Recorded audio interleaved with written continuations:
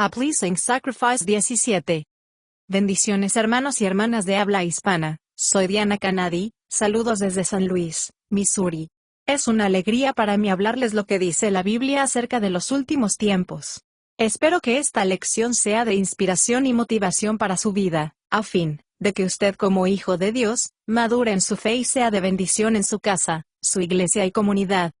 Oremos. Padre del cielo, te pido humildemente en el nombre de Jesús, que toques con tu Espíritu Santo el corazón de mis oyentes, y que ellos puedan prepararse y mantenerse firmes en estos tiempos duros y difíciles del fin. Amén. Un sacrificio agradable. Jesús advirtió que antes de su segunda venida, el planeta será presa de un terrible engaño religioso, que aparecerían falsos cristos y falsos profetas predicando falso evangelio. Mateo 24 del 4 al 5, 11 y 24. Hoy en día, gran parte de la predicación popular está orientada a satisfacer las emociones y sentimientos de la gente, a través de sermones motivadores que ofrecen habilidades prácticas para mejorar la vida, en lugar de cambiar la vida. Para afrontar los tiempos del fin, necesitamos una enseñanza sólida. ¿Quién es el verdadero Jesús y por qué vino a este mundo? A fin de que los creyentes puedan reconocer las enseñanzas verdaderas y rechazar las falsas enseñanzas. Ahora, estamos tomando el tiempo para examinar quién es Jesús según la Biblia, a la luz del Nuevo Testamento, para ver qué escribieron de él, por testigos presenciales de Jesús y sus colaboradores más cercanos. También, hemos hablado que la mayoría de los cristianos saben que Jesús es el Hijo de Dios, pero debido a la falta de entendiendo, no entienden el propósito del por qué vino a morir por nosotros en la cruz. Muchos creyentes sinceros no ven a Jesús tal cual realmente es. El título Hijo de Dios no significa que Jesús fuera menos que Dios, menos que el Padre, significa igualdad de la naturaleza. Jesús es el Hijo de Dios porque es Dios hombre. Las personas que caminaron y hablaron con Jesús cuando estuvo en la tierra, creyeron que Jesús es y que sería plenamente Dios, y plenamente hombre, que Jesucristo es el mismo ayer, hoy y por los siglos. Hebreos 13:8.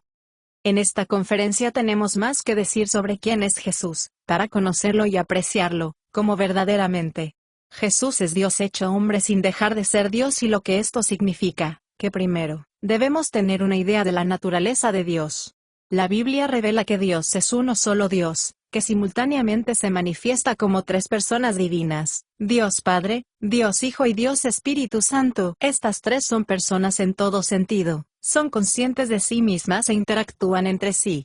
La palabra persona se queda corta para explicar lo que significa para nosotros Cristo como la deidad de Dios. Estas tres personas son una sola, comparten una naturaleza divina, habitan el uno en el otro, no puedes existir el uno sin el otro. El Padre es todo Dios, el Hijo es todo Dios, el Espíritu Santo es todo Dios. Aunque esto va más allá de nuestra comprensión, todos los esfuerzos por explicar la Trinidad quedan cortos por nuestra humanidad e imperfección. La palabra Trinidad no se encuentra en la Biblia, pero sí en la enseñanza o doctrina. Cuando leemos la Biblia, vemos claramente que hay un solo Dios, que se manifiesta en tres personas que son Dios mismo. Vemos que las tres personas poseen y demuestran las cualidades, características y las habilidades de Dios: omnipresencia, omnisciencia, omnipotencia, eternidad, santidad absoluta y verdad. En otras palabras, todos son y hacen lo que solo Dios es y puede hacer. La Biblia comienza con la Trinidad, deidad, la divinidad en acción. Dios creó la tierra y al hombre, Génesis 1:1 y 2:7, y que el Espíritu Santo creó la tierra y al hombre, Génesis 1:2. Juan 33:4 y el Hijo creó todas las cosas, Juan 1:3, Juan 1:10, Hebreos 1:2, y 3:1. La Biblia es la revelación progresiva. En ella Dios, en el Antiguo Testamento, no se revela tan claramente como en el Nuevo Testamento. En el Antiguo Testamento, vemos numerosas apariciones del Hijo antes de que naciera en este mundo. Génesis 18 del 1 al 33, Éxodo 3 del 1 al 6, Josué 5 del 13 al 15. En numerosos lugares del Antiguo Testamento, Dios y el Espíritu Santo son mencionados en el mismo pasaje. Éxodo 31 del 1 al 3 y 11, Crónicas 20 del 14 al 18, Salmo 51:11. Hace 2000 años, la segunda persona de la Trinidad encarnó o asumió la naturaleza humana en el seno de la Virgen María, y se convirtió en el Dios hombre, plenamente Dios y plenamente hombre, una persona con dos naturalezas, humana y divina, Dios con nosotros. Mateo 1:23. Dios el Hijo asumió la naturaleza humana para poder morir como sacrificio por el pecado, abriendo el camino para que hombres y mujeres pecadores fueran redimidos o liberados del pecado, y restaurado a Dios mediante la fe en Él. Hebreos 2:9, 2:2.9, Hebreos 2 del 14 al 15. Las tres personas de la Trinidad, o la Deidad, participaron en la obra de redención, en la obra de la creación. Cada persona tenía un rol y puesto específico. Es una forma muy sencilla de expresar que algo que está más allá de nuestra comprensión. Dios Padre planeó la redención y envió a Dios el Hijo para llevarla a cabo. Efesios 1 del 3 al 5, Romanos 8:29 menor que Apocalipsis 13:8. Dios Hijo se encarnó, y obtuvo la salvación mediante su muerte y resurrección. Hebreos 2:9, Filipenses 2 del 6 al 8. Juan, Dios Padre y Dios Hijo enviaron a Dios Espíritu Santo para establecer y aplicar el plan de redención. Juan 14:26, Juan 15:26, Romanos 8 del 10 al 11. El hecho de que el Padre haya enviado al Hijo, no significa que el Hijo sea menor que el Padre. El hecho que Padre y el Hijo enviaran al Espíritu Santo no significa que Él sea menos que el Padre y el Hijo. La diferencia de función no significa diferencia de naturaleza. Naturaleza y función entre los miembros de la deidad son dos cosas diferentes. La Biblia es muy clara en hacer la diferencia, que el Padre, el Hijo y el Espíritu Santo participan activamente en el plan de redención y salvación. Eso de que todos tienen la misma naturaleza y unidad entre ellos para realizar sus diferentes funciones. Los tres estuvieron involucrados en la encarnación, el Padre Hebreos 10:5. El Hijo Hebreos 2:14, y el Espíritu Santo Lucas 1:35. Los tres estuvieron involucrados en la resurrección, el Padre Hechos 2:32, Hechos 13:30, Romanos 6:4, Efesios 1 del 19 al 20, el Hijo Juan 2:19, Juan 10:16, el Espíritu Santo Romanos 1:4 y 8:11. Jesús, Dios el Hijo, es igual con el Padre, sin embargo, Él tomó una posición de tener una vida subordinada con el propósito de lograr nuestra redención y salvación del pecado. Jesús se rebajó, no postergó, su deidad, sino asumiendo su naturaleza humana. Aunque Jesús era Dios, no exigió ni se aferró a sus derechos como Dios. Solo se sometió al propósito divino, tomando la humilde posición de un esclavo, se apareció en forma humana. Filipenses 2 del 6 al 7.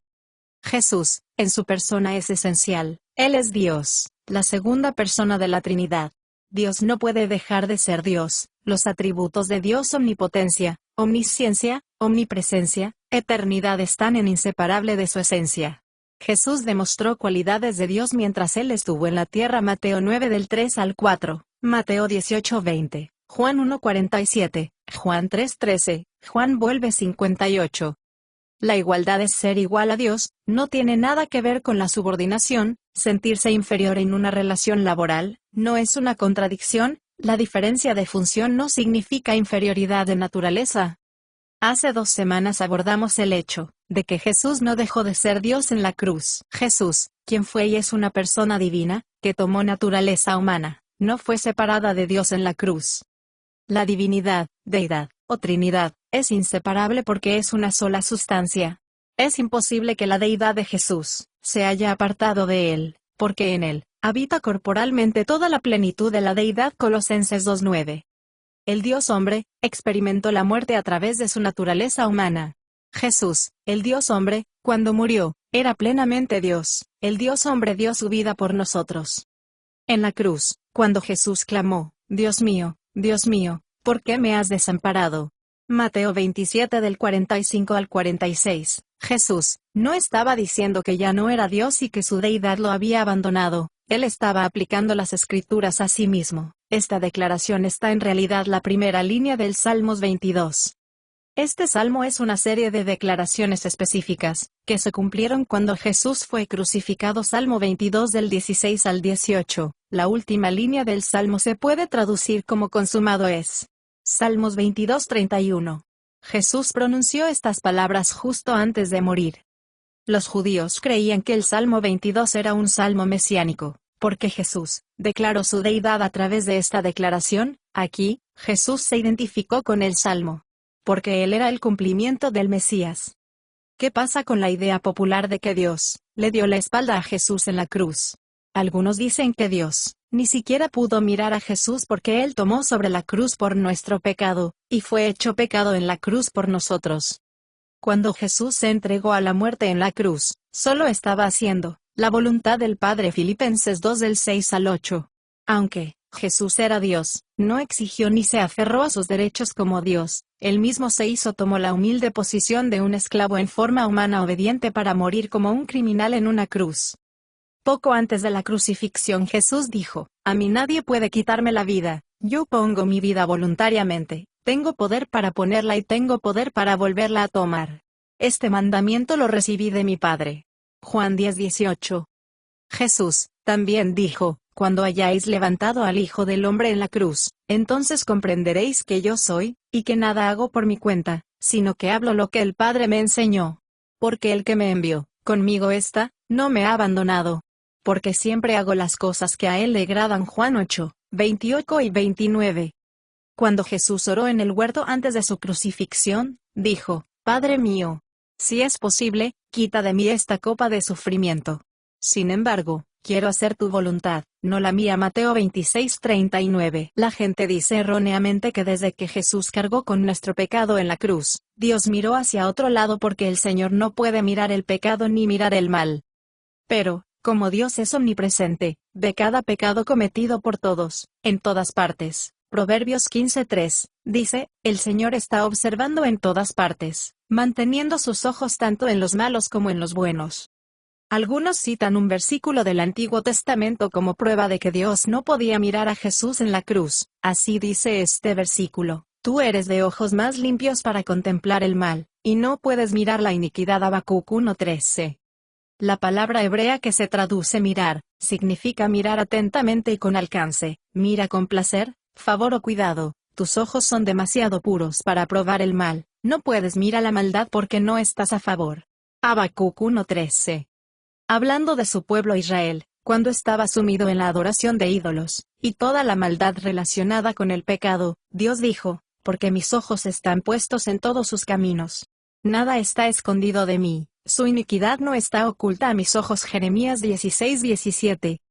Dios creó a los seres humanos para que se convirtieran en sus hijos e hijas mediante la fe en Él, pero todas las personas se han rebelado contra su Creador por el pecado de desobediencia.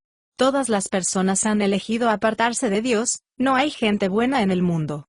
Notemos lo que sucedió cuando los primeros seres humanos, Adán y Eva, Dios vino a buscar al anochecer, oyeron al Señor Dios que se paseaba por el huerto, entonces se escondieron entre los árboles, y el Señor Dios llamó a Adán. Génesis 3:8. Entonces Dios les hizo la primera promesa del Redentor venidero, quien destruiría el daño hecho por el diablo y recuperaría a su familia. Hablando a la serpiente que tentó a Eva a desobedecer a Dios, el Señor dijo, pondré enemistad entre ti y la mujer, y entre tu descendencia y la de ella, él quebrantará la cabeza, y le herirás en el calcañar. Génesis 3:15. Notemos que la simiente vendrá por medio de una mujer. Jesús es la simiente, nacido María. La promesa de Génesis 3:15, es la primera profecía del nacimiento virginal y su crucifixión. La simiente venidera, el Hijo, nacerá de una mujer según la promesa de Dios Padre. Su naturaleza humana producida en el vientre de la Virgen María por el poder del Espíritu Santo, sin la intervención del hombre. El diablo inspirará a los malvados a crucificar al Señor, pero la simiente herirá la cabeza de Satanás o quebrantará su poder, el poder del pecado y la muerte. En Génesis 3:21, dice, Dios hizo túnicas de piel para Adán y Eva, imaginando lo que se necesitaban hasta el cumplimiento del que vendrá a lidiar con el pecado y la muerte. El Señor instruyó a Adán y Eva a comenzar la práctica de ofrecerle corderos a Él, para cubrir pecado, hasta que la simiente viniera, y se cumpliera el sacrificio final que eliminaría el pecado. Génesis 4 del 2 al 4. Dios luego sacó a Adán y a Eva del jardín, no porque no pudiera mirarlos o estar alrededor por su pecado, sino porque Él quería que ellos, y sus descendientes supieran que el pecado produce condenación y muerte, o la separación de Dios que es vida, porque la verdadera vida está en Dios. Los sacrificios de animales continuaron durante muchos siglos. Después, cuando Dios rescató a los israelitas, la descendencia de Abraham del cual vendrá la simiente prometida, Él dio un sistema detallado de sacrificios de animales. El punto para nosotros ahora, es que el concepto de lidiar con el pecado ofreciendo sacrificios de sangre, como parte de la conciencia de la familia de donde nacería Jesús, el judaísmo del siglo I. Dios Padre envió a Dios Hijo como ofrenda por el pecado. Jesús murió voluntariamente en la cruz como ofrenda por el pecado. Él y su sacrificio fueron aceptables a Dios. En 1 de Juan 4:10, dice, este es el verdadero amor. No es que nosotros hayamos amado a Dios, sino que Él nos amó y envió a su Hijo como sacrificio para quitar nuestros pecados. En Hebreos 10:12, dice, pero nuestro sumo sacerdote, Jesús, se ofreció a sí mismo a Dios como un solo sacrificio por los pecados. Luego se sentó en el lugar de mayor honor a la diestra de Dios. Jesús, es la simiente, es el Hijo, el que murió voluntariamente para quitar el pecado mediante su sacrificio en la cruz. Hebreos 9:26, y con su muerte destruyó al que tiene el imperio de la muerte, el diablo. Hebreos 2 del 14 al 15. El sacrificio de Cristo agradó a Dios. El pecado es una ofensa contra Dios, fue perdonada por el sacrificio y la fidelidad de Cristo el justo. Jesús se convirtió en una propiciación, en el sacrificio que reivindica o exonera a los justos ante Dios. Desde entonces, Dios ha tratado al pecado ir con misericordia y paciencia. Gracias al sacrificio de Jesús, Dios puede justificar y quitar la culpa del pecador, que reconoce a Jesús como su Salvador y Señor. Había muchos tipos de sacrificios, bajo el sistema del Antiguo Testamento. Uno de ellos era el holocausto, que significaba la imagen de la muerte en sacrificio de Jesús como un cordero. Los sacrificios que fueron hechos apropiadamente, eran agradables a Dios, un olor grato y fragante al Señor. Levítico 1:9. El olor agradable se refiere a los vapores de los holocaustos que ascendieron al Señor como ofrenda quemada. Pablo usó este mismo término cuando hizo referencia al sacrificio de Jesús. En Efesios 5:2, dice, que vivamos una vida llena de amor por los demás, siguiendo el ejemplo de Cristo, que nos amó, y se entregó en sacrificio para quitar nuestros pecados. A Dios le agrada, el sacrificio lo ve como un perfume fragante. Bajo este sistema de sacrificio, el sacrificio aceptable a Dios significaba que Dios dependía de la persona que lo ofrecía. Jesús agradó al Padre por su sacrificio en la cruz. El pecado no fue literalmente puesto sobre Jesús. El pecado no es la transgresión de la ley de Dios, la violación de sus mandamientos en pensamiento, palabra o acción. Jesús fue hecho una ofrenda por el pecado, una ofrenda por el pecado en la cruz. En el Antiguo Testamento llevar el pecado significaba llevar la pena del pecado, o transferir el pecado a la víctima inocente, porque por su muerte, el pecado puede ser perdonado. En el Antiguo Testamento a menudo, hace referencia a una ofrenda por el pecado simplemente como pecado. Así es como los testigos presenciales habrían comprendido la muerte de Jesús. En 2 de Corintios 5:21, dice, porque Dios hizo a Cristo, como ofrenda agradable por nuestro pecado, para que pudiéramos ser reconciliados con Dios a través de Cristo. Tenemos muchas más cosas que hablar en la próxima semana, pero considere estos pensamientos al cerrar la lección de esta noche. Jesús fue y es la persona de infinito valor para nosotros. Él es Dios encarnado, Él es también el Dios sin mancha y sin pecado, el Cordero de Dios. Solamente por la muerte de Jesús, Dios puede aceptarnos y perdonarnos de nuestros pecados. Jesús y su sacrificio agradaron plenamente al Padre. Dios ahora tiene la opción legal de remitir o eliminar el pecado de todos aquellos que creen, y aceptan a Jesús como Salvador y Señor. Apocalipsis 1:5, dice, al que nos ama y nos ha liberado de nuestros pecados al derramar su sangre por nosotros. Más la próxima semana. Diana.